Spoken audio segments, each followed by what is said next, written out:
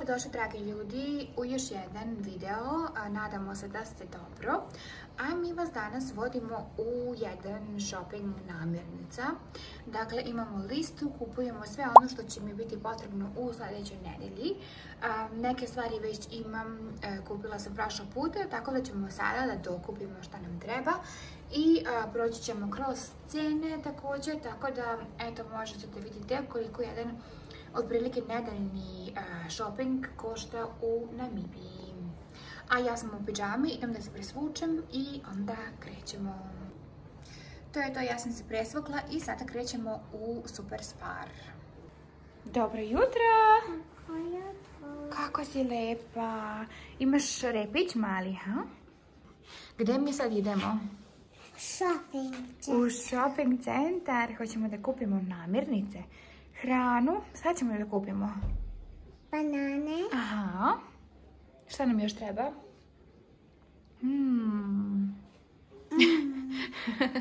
Meso. Meso. Hleb. Šta je meso? Meat cookie. Meso. Meso. Meat. Meat. Papa. I sve ostalo. Meat. Meso is meat. Ajmo. Mama. Molim. Mama. Ne vrišti. Jedan, dva. Ajde. Buy some food. Meat, okay. I said to buy meat. To the shops, my chance. To the shops. To the shops.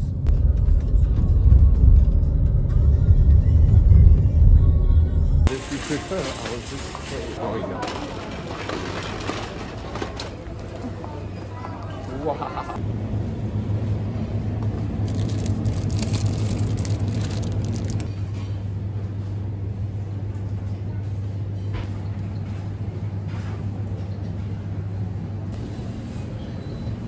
Mama, pasta. Pasta, ko voli pastu?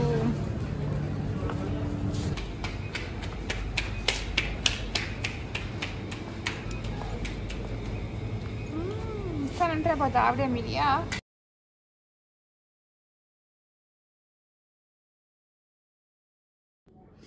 Ok, završila sam shopping i sada ću vam pokažem jedno po jedno šta smo zapravo kupili za ovu nedelju.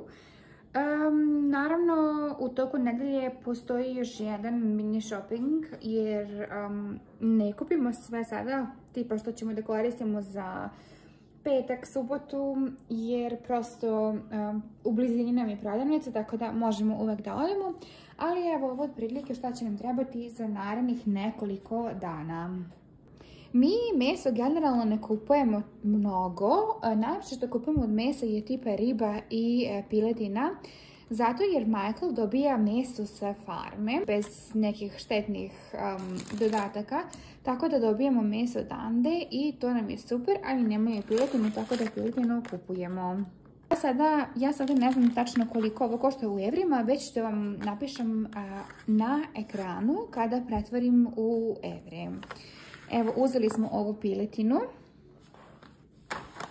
Danas planiramo da pravimo roštilj popodne, tako da smo uzeli ove chicken sausages, ovi isto pileći ražnjići ili kako se to već zove kod nas. Uz roštilj ćemo praviti i ove kobasice, show bratwurst. Michael je već izvadio jagnjetinu, tako da to imamo, to je izvađeno iz zamrzivača. Pravit ćemo i ovaj cheesy garlic rolls, to isto ide na roštilj, a uz to, uz meso sam planirala da napravim i kuskus. Tako da sam uzela, ja ga naravno pravim sa nekim povrćem, uglavnom dodam seckani krastavac, sir, avokado ili možete već šta želite. A da, i evo dodat ću ovaj kukuruz u kuskus.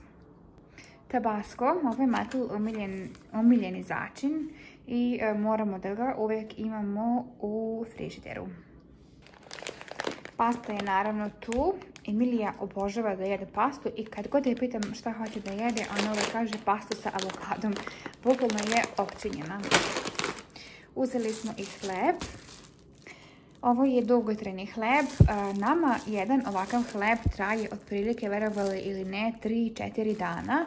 Jer zaista ne jedemo puno hleba i trudimo se da ga ne jedemo uz ne znam, naravno uz krompir ga ne jedemo, uz pirinač ga ne jedemo, salatu ili ne znam šta. Tako da nama, evo, ovaj jedan traje 3-4 dana i uvek gledam da uzmem dugotrajni. Jer oni sveži nam ne odgovaraju, brzo se osuše, nažalost, i bacimo ih uvek. Krastavac. Mislim da ćete se iznenaditi cenom ovog jednog krastavca. Poprilično je skup, ako mene pitate, u namibijskim. Evo, stavit ću vam u evrima, pa me zanima šta mislite o tome. A da, uzeli smo dve tačnije piletine. Jedna ide u zamrzivač, jedna u frižider, pa ću verovatno sutra spremati.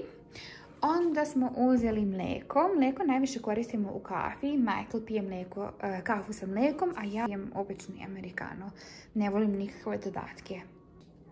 Banane, naravno bez banana ništa. Banane jedemo uglavnom svako jutro sa ovsenim pahuljicama. Pravim ponekad i banana hleb, to je isto odlično. I Emilija generalno voli banane. S obzirom da pravimo kasni ručak, ovo smo uzeli samo kao užinu. Ovo je neki bagel with roast beef, to je za Michaela. A ja sam sebe odlučila da počastim sa čokoladnim kroasanom. Da vam pokažem kako on izgleda. Da, to je to, čokoladni kroasan. Kao što sam rekla, trudimo se da jedemo zdravo, ali nije uvek slučaj. Ove paprike su kod nas također poprilično skupe. I evo, vidite kolika je veličina, znači ništa to nije veliko. Ovo su dve u paketu i sada ću da vam napišem također koliko koštaju. Uzela sam ih zato jer želim da pravim paprikaš sljedeće nedelje. Pa uz krompir i uz sve što ide volim da nasackam i papriku, nekako baš da lep ukus. Borovnice su trenutno na rasprodaji. Nekada su zaista skupe, nekada nisu. Trenutno je cena super. Također ih jedemo ujutru uz ovsene pahuljice, a Emilija voli da ih jede i kao užinu. Bukvalno može da pojede mnogo borovnica, a borovnice su inače i jako zdrave. Onda nakon toga avokado. Obožavamo avokado i jedemo ga skoro svakodnevno. Nekada je sezona ovdje, to jest nekada, kada je sezona, oni su jeftiniji. Sada trenutno nešto između, nije skupo, tako da evo cene na ekranu. A najbolja stvar je, Michaelova baka u svojoj kući ima avokado drvo ogromno i šalje nam često, tako da su ti avokadi najlepši i najokusniji, obožavam ih. Onda uzeli smo jedan cheddar cheese ili sir, to ovako izgleda.